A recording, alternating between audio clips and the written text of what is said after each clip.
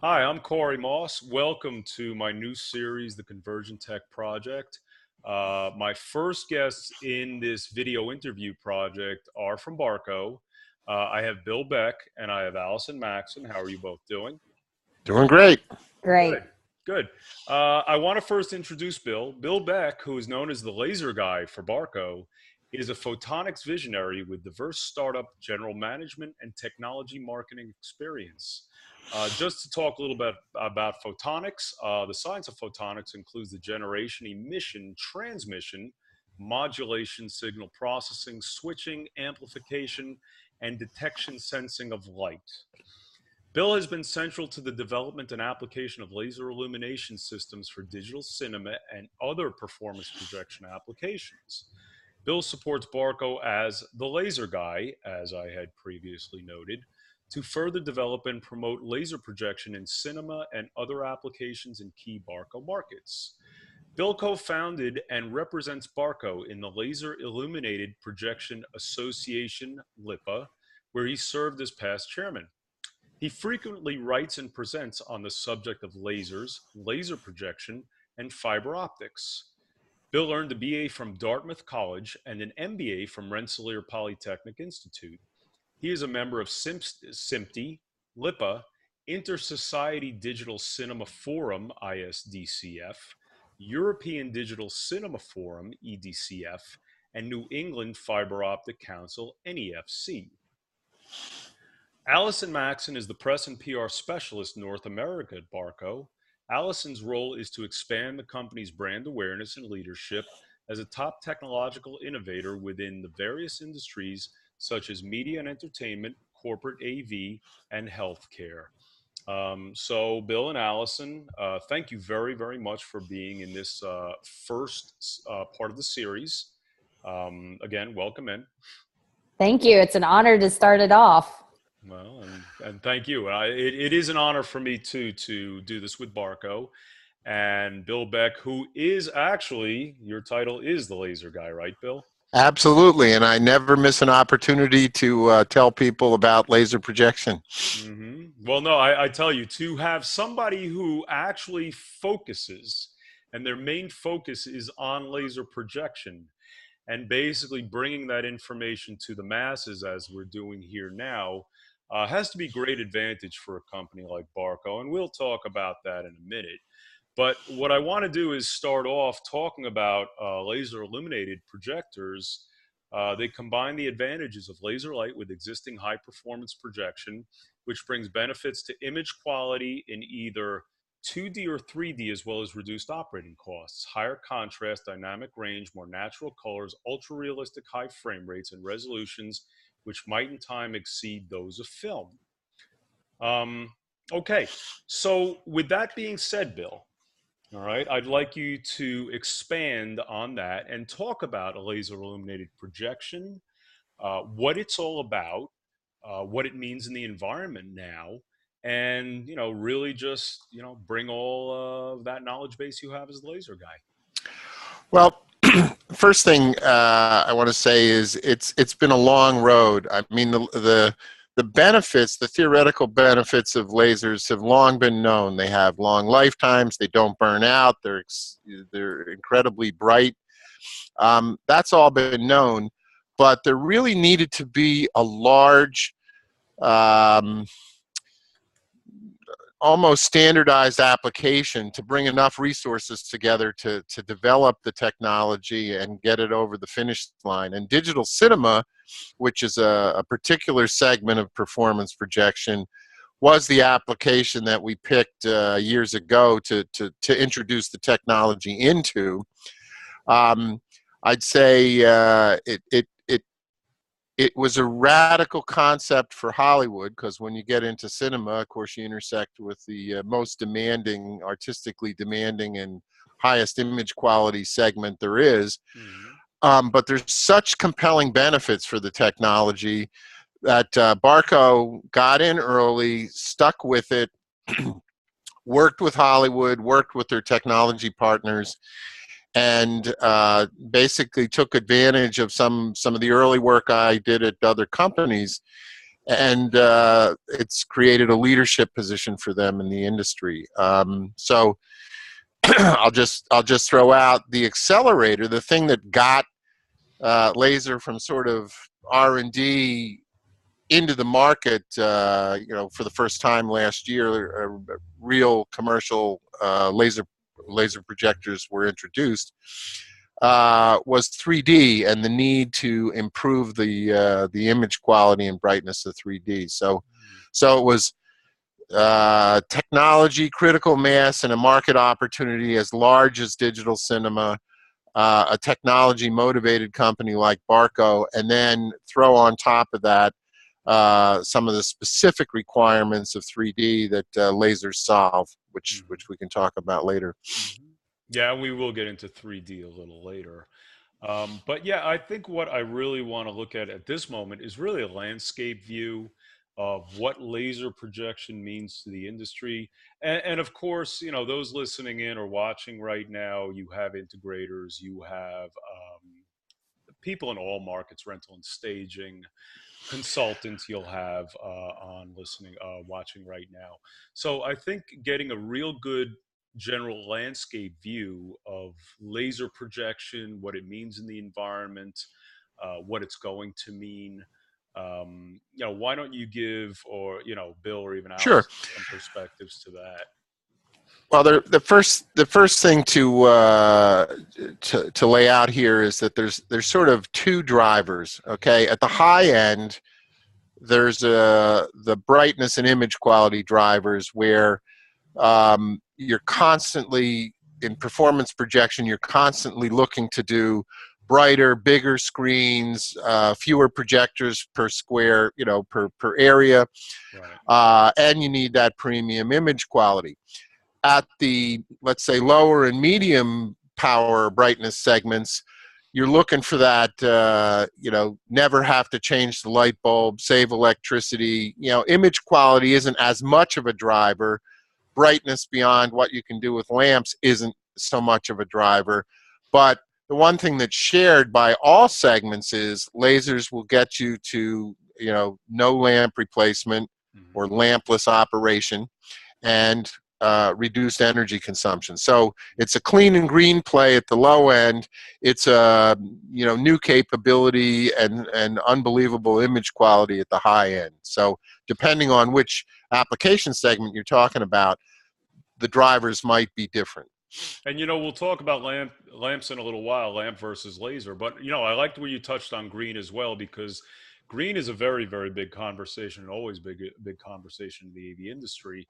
And I think to touch on green as well as that is perfect. Alison, what kind of perspectives can you bring on your side to the conversation right now? In regards to laser, and I know Bill and I have talked about this a lot, we've started out in the digital cinema, but it is truly expanding beyond our digital cinema division. Something that's going to be seen at ISE, talking about laser and how it's going to be expanding, from media and entertainment, corporate AV. Some of the viewers here might even remember that conversation happening at InfoComm. It's a continuation of that conversation. It's one that's going to be active at ISE in a couple weeks in Amsterdam. So I think overall Barco sees the advantages and the innovation that laser brings beyond the movie theater itself, and the quality it can bring to those studios as well as the movie executives and the movie theater houses. Yeah, from a business perspective, the supply chain, the people that make the lasers and the components and so forth, they didn't want to start down the road with a niche kind of application. So we put it into cinema because there's, it's 130,000 big screens around the world.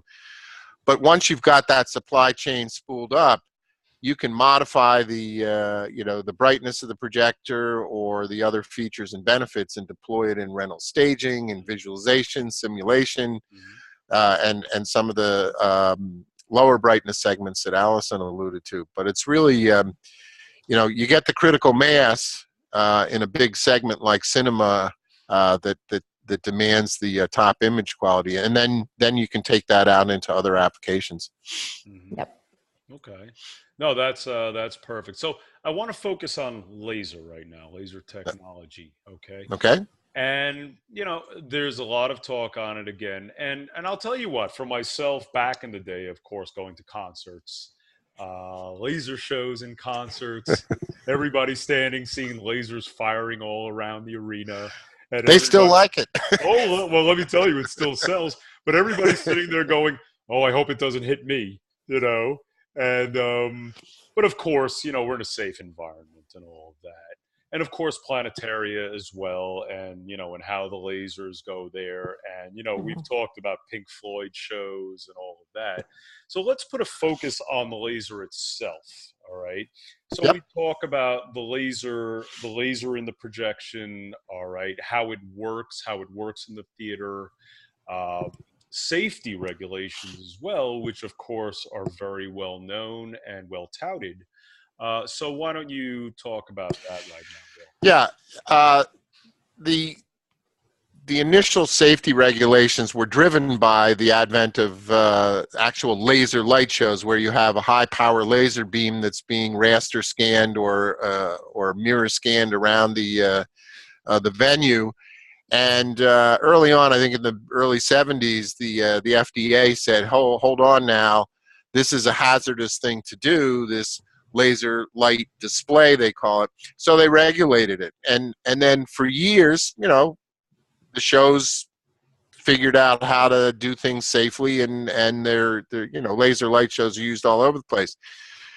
When laser illuminated projectors were first seen as a new category, it was tough to get investment because the regulations really did form an impediment to introducing laser technology, let's say, into the back end of the projector, to where you're just using the laser to light up the imaging chips that are in a projector, not shooting it out in the audience directly. So we a couple of companies got together, Sony, my startup company, and others, and we formed LIPA, Laser Illuminated Projector Association. In fact, we had a board meeting out here in LA today of LIPA to celebrate our success with the FDA, because basically what we said is, if you're lighting up the chips in the projector, what comes out of the front of the projector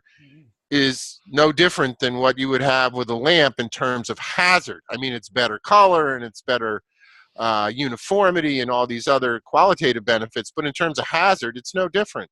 So we, long story, but we've been successful. There's going to be an announcement shortly, and so the remaining regulatory impediments to this technology really growing and flourishing have been almost put to bed. And from the John Q. Public's perspective, that you go see James Bond or Star Wars, where they're chopping people up with laser beams. Unfortunately, that's kind of the popular impression. And then laser light shows. That's not what we're talking about here. We're talking about taking the brightness of a laser, the consistency of the color and the brightness, the lifetime, up to 7 to 10 year lifetime, and we're putting that in the back end of the projector and having it come out of a lens the same way lamplight comes out of a lens. So it's totally safe, and a little bit different than those Pink Floyd concerts. There's every bit as much of a wow factor. It's just a different kind of wow factor. Oh yeah, yeah. Hey, Alison, question. I think it's interesting from your side. All right. We talked a little bit before when we talked tonight about the safety regulations, and I'm sure you must have to get into certain discussions as well on these types of things. But where laser is concerned, as just said to Bill, what kind of discussions do you have on laser technology in those respects, if at all? As far as I think it really goes back to what Bill was saying. I mean, the laser regulations are being applied to what we're seeing or trying to get over in the installation of lasers, or how lasers have progressed in the market. which I know Bill can really talk about, to that history of the challenges that he has seen over the several different decades of just ramping and getting laser accepted and understood in the marketplaces. And obviously there's a lot of challenges besides the regulations. There is a cost factor, but that's something, once again, just like with anything innovative, it's going to start at a very, very high price point.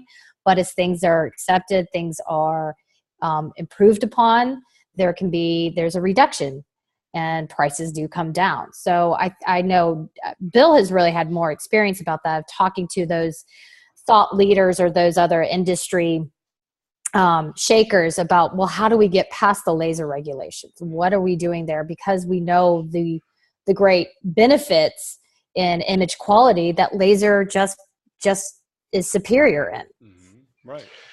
Well, to give you just to give you a little bit of an idea, LIPA has over 25 members. They're really all the major players in the projection, laser, screen, lens, the whole ecosystem around performance projection. We were able to bring people together with this common goal of getting the FDA and the international regulations rationalized. That's the best way to put it.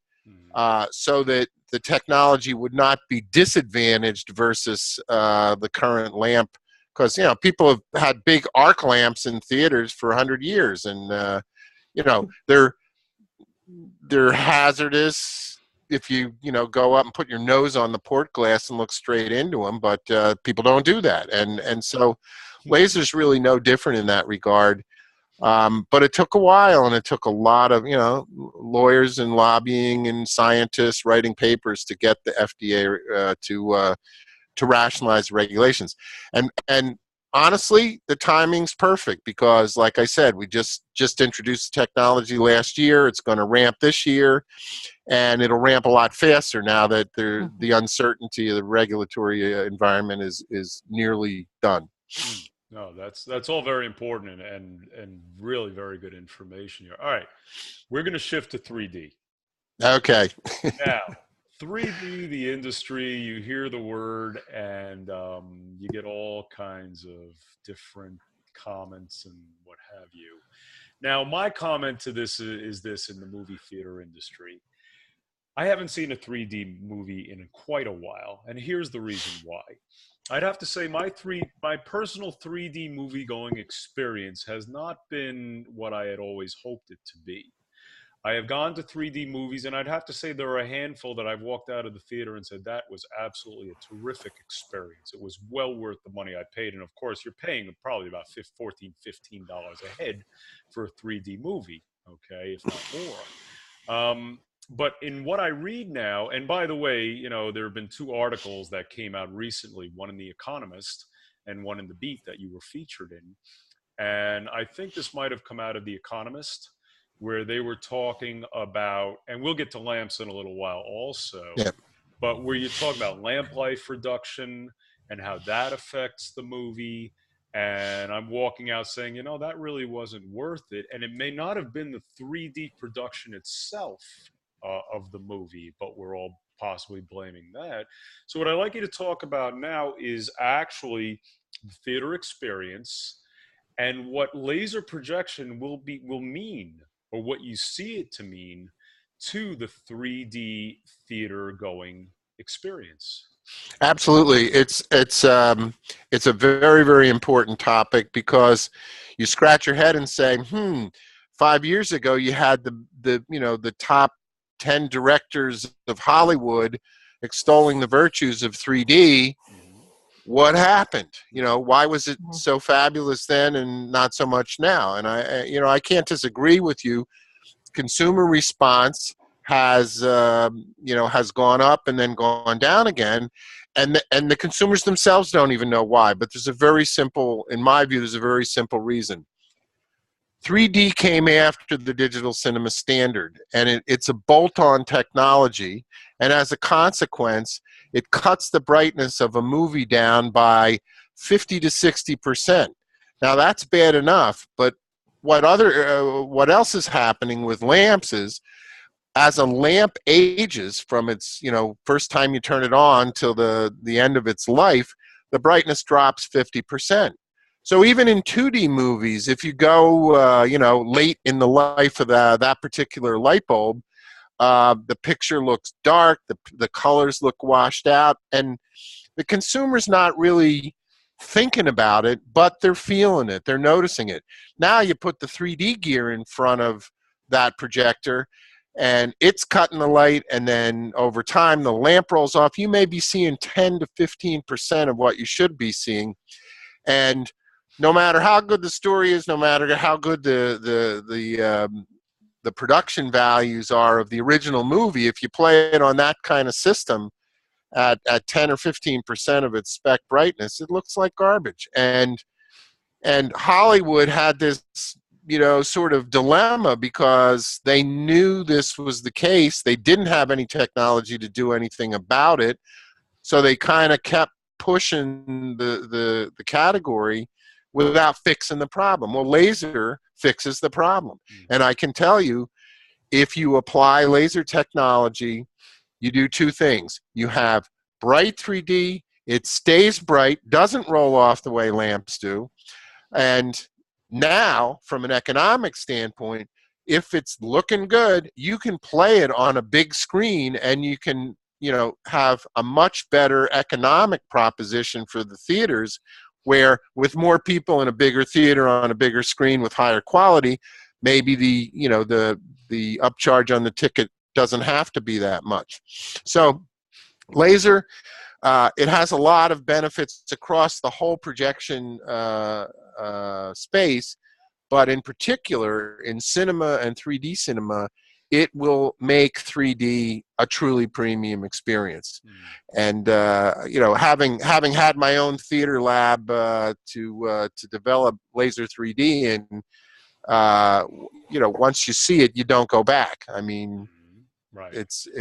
It is night and day difference. I mean, if you've seen a movie in 3D on a lamp in a regular theater, and then you go back and see that same movie at full brightness and on a laser system, you see things that you didn't even see before. It's amazing. So I just hope we can get it out there, quick enough so that enough people see it and say, that's what was missing. And and 3D, it's not for every movie, but when done right and done bright, it's phenomenal. Yeah. So Alison, from the marketing side, okay, let's talk about the same perspective. All right. So 3D. I think Bill has already established with me that the theater going experience is a little more than subpar at best. So on the marketing side, putting in, positioning laser projection, or digital projection as it is, how do you take that into that realm? I think when it comes to laser, for the technology, for the advance, for the economical spend that it currently commands, you're not the mom and pops, the larger, all the way up to the very, very IMAX, the big guys. Laser right now has a distinct position of being in the big rooms, in the big movie theaters, where they're spending a lot more money, where they're really focused on that 4D experience. So I think that's the appropriate place and who we're marketing to when it comes to laser. But the quality of projection in general is across the board. I think the other element is the challenge. Movie. This, I think, the Hollywood Reporter came out with talking about. They always do an annual. How did the movie theaters perform? How did the studios perform? What was the number of people that dropped off from going to the movies? The theater owners as well as the studios have a great challenge of going, how do we still engage with those movie-going people to get them into the theater out of their homes?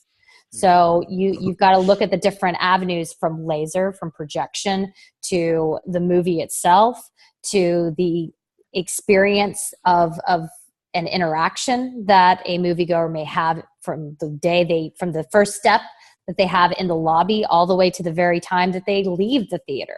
There's a lot of different points that I think we're just now touching on what Barco is doing with its Cinema Barco, what it's doing with Barco Escape. I think from a marketing standpoint, they see the avenues, the opportunities, the touch points to enhance and become more attractive to get the people out of their homes and back into the movie theaters. Okay.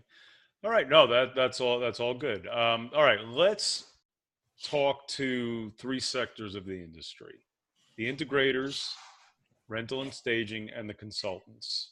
Okay. Who, again, we talked about, these are probably three meaningful sectors that you really want to promote to employ, well, let's say employ laser technology, laser projection technology. So I guess, Bill, at this point is, again, let's talk to them. All right, take those three sectors and, and put it out to them. Well, I'll try to think of some quick illustrative case studies. First of all, we can step outside of single projector operation, which you would see in a movie theater, and think about multiple projector applications that you might use in a theme park attraction, or a dome, or a visualization. So there are benefits to having access to laser projection technology anywhere where it's just completely inconvenient to change the lamp every 500 hours. Right. People don't consider, for example, they don't consider projection very much for signage applications or high-end retail displays because of the lamp issue and because of the power consumption issue. Right. So you start talking about projectors that'll go constant brightness for 30, 40, 50,000 hours, that all changes. So that's one. If you've got a single projector that'll do 60,000 lumens for 7 years straight, that changes the whole way you think about things like projection mapping or large-scale image magnification. You can do more screen area with fewer boxes, with fewer connections. That was one of the big advantages we've gotten from our discussions with rental staging people. But I think the best way I talk to people about this is if they understand how the laser is different, immediately the creative process starts, and where can I use this? Or oh, this can solve a problem that I've been meaning to solve, or I haven't been able to solve, or this will enable an application that I've never been able to do before. And it keys off of 2 to 3 times the brightness level of the brightest lamp projector.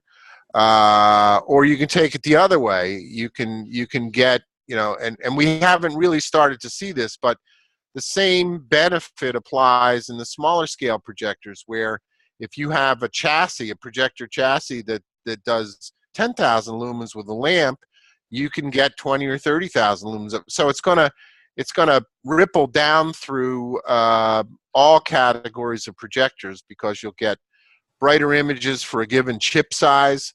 You'll get longer lifetime, so you don't have to even think about changing a lamp, so that you can put projectors in places that you never would have put them before, or if you have to put them there, you don't have to pay somebody to go up and change the lamp. So, and then you get to the image quality side, and going forward, I'll give you one example of something that blew me away. And we had a bunch of cinema people in to our labs in October over in Belgium, and we had some, I can't say the names of the movie theater chains, but or CTOs from some very large movie chains.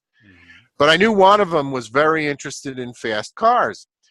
So in one of our labs, we had a rear projection screen very, very exotic, under development, with the cinema laser projector operating in rear projection, doing 3D visualization for automobile companies. Now, again, I can't reveal which couple of automobile companies we had in then, but I got the cinema guys talking to the car guys, looking at this 20-foot screen with his laser projector, and the 3D. I mean, you could just go up and sit in the car. It was unbelievable. And I'm thinking, this isn't really digital signage. This is like, you know, really almost virtual reality selling your product. And you know, they were all concept cars, so it was cool for my customer to see all these exotic car images with a laser projector. So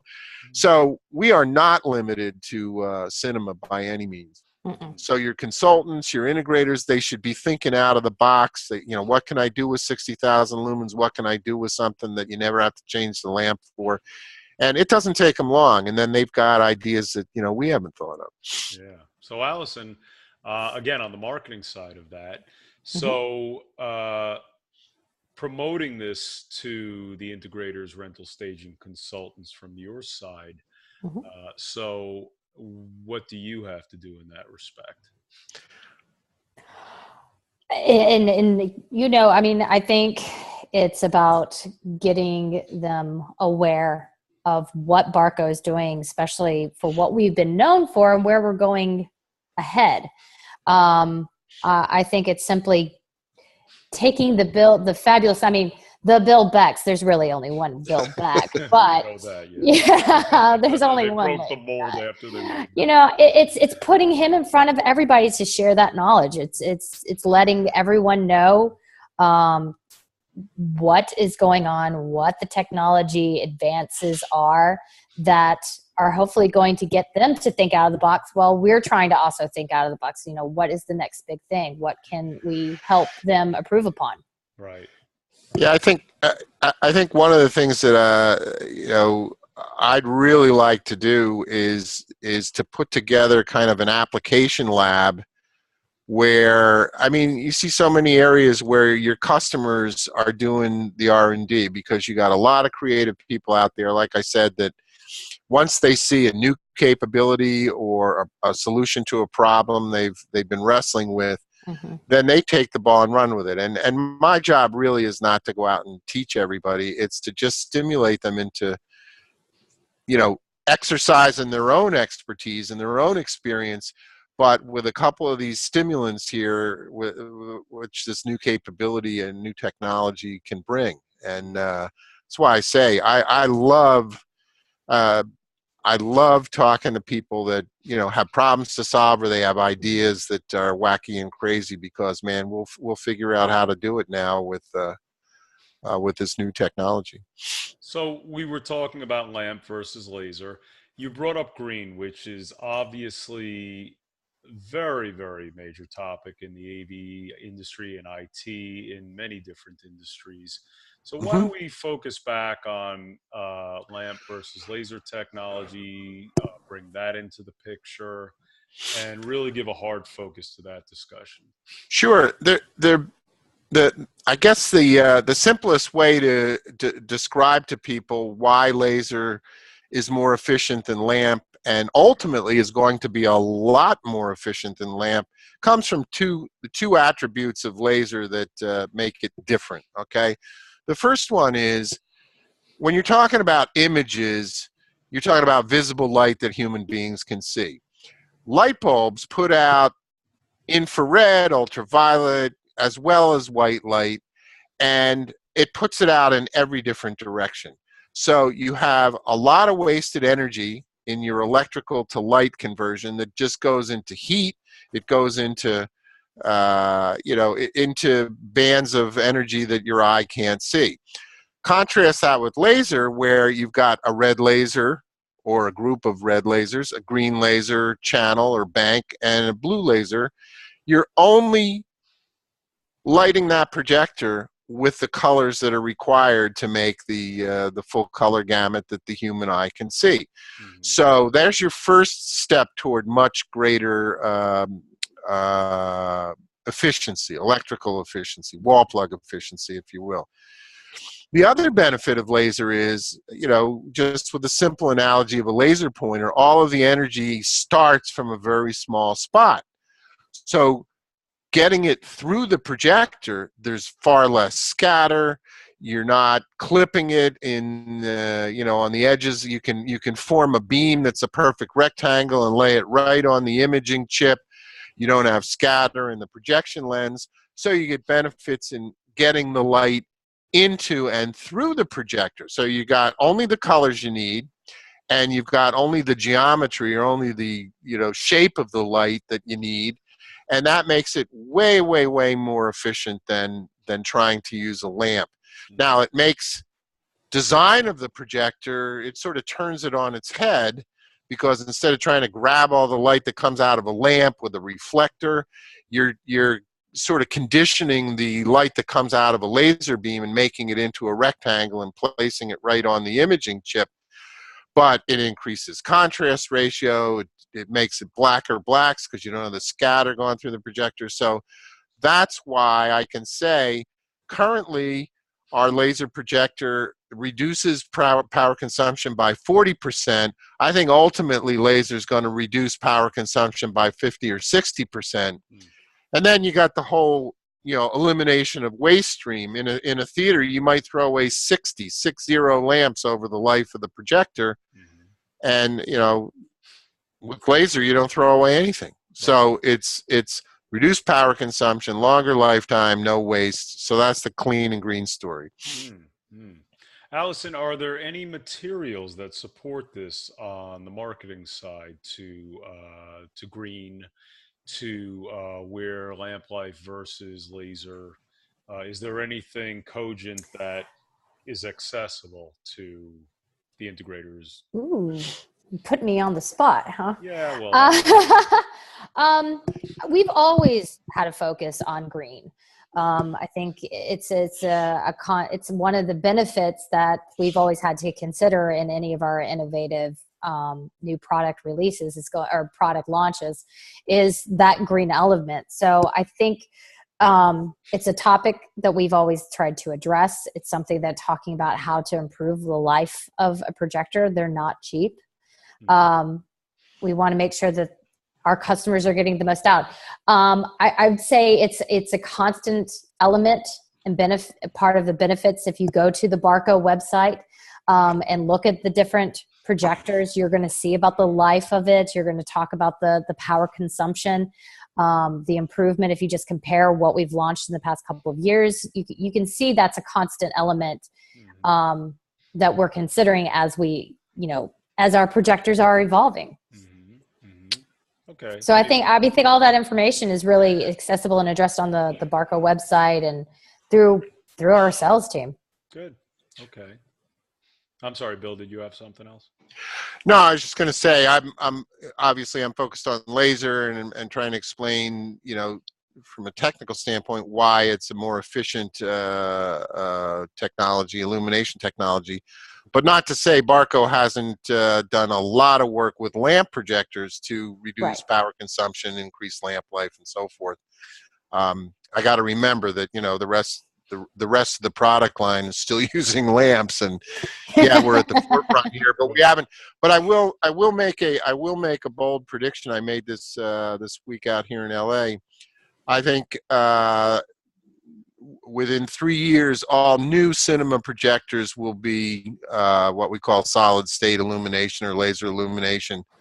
That doesn't mean 100% of the installed base will be laser, but new projectors coming out, because the benefits will just be so compelling. And within 3 to 5 years, I think you'll see. I can't speak for Barco, but I'd say as a technologist, I'd say 3 to 5 years, all projectors coming out of Barco will be solid state illumination. No, the technologist view is obviously a very important view, and of course, you bringing it, Bill, as the laser guy, is Well, I'll just use a complete off-the-wall analogy. I used to do a lot of rock climbing, and the difference between a mountain that's never been climbed and a mountain that's been climbed once is all the difference in the world. Because if you show that it can be done, then it's just the hard engineering work of replicating and optimizing and so forth. And you know, our first generation laser products, 40% reduction in power consumption, and that's a product that's optimized for lifetime and for image quality. It's not optimized for electrical efficiency. So we've still got a long way to go. And that's why I can predict confidently that when people see it, they'll like it. And when the accountants see what it does for their bottom line, they'll like it even more. So before we wrap up, Alison, so ISC's around the corner. Yes. InfoComm is down the line. Yes. So what are we expecting from Barco? Oh, a lot of things. I think to Bill's point just now, so, a topic that's been in there's, is projection dead? Projection is not dead. I know There's a lot of projection is far from dead. There's a time and a place for projection. I think that conversation is being had. And I know there's been quite a bit of articles coming out about LED and flat panel displays versus projectors and projection. But they're both here to stay. I think projection is here to stay. I think there's a lot of benefits that you're going to get from projection. I think there's a lot of benefits to what you could get from a flat panel. So you're going to see a lot of that for ISE of you just need to know what it's about the installation. It's about the parameters of the room or the environment, and educating the consultants or the integrators there's certain questions that you need to be asking them. What's the ambient light? It's not all about resolution. It's about brightness. You need to know what size room you're doing, how many people are going to be involved. So I think that's a big topic that we're going to be addressing and showing at the ISE booth, and something that'll be also continue to be addressed at InfoComm. I think we've got a great theme for ISE. It's going to be very spaceship far future themed, where Barco is truly connecting the world, showcasing it's in an airport, but an airport of the future. That I think a lot of the attendees are going to have a fun time for, it's not all about, well, here's our new projector. It's let's see it in a close enough realistic application that's got a fun twist to it. So there's going to be some really good stuff. We're really excited to get 2015 kicked off with ISE. Good. And since you are the laser guy, Bill, we're going to give you the final word. Well, all I can say is, for me, this has been now, over a 10-year run since I started pitching this to Barco and the rest of the industry, and to have it come to fruition in such a spectacular way with Barco's cinema projection, I just couldn't be happier to see this happen. Because believe me, 10 years ago, I was a voice in the wilderness, let me tell you. So I appreciate the opportunity to tell you a little bit about it. I'm happy to continue the conversation as you see opportunities ahead to get a little deeper into it, and just thanks for letting me be the laser guy. And thank you for being the laser guy. All right, so anyway, for everybody who's watching, there will be links to more information on Bill, to more information on laser projection technology, what's on the landscape, certainly what's going on at ISE, and soon to come InfoComm with Barco. So all of that information will be here, and of course there'll be more on Bill. So keep following the laser guy and Barco, and thank you very much for watching this first video interview podcast of the Convergent Tech Project series.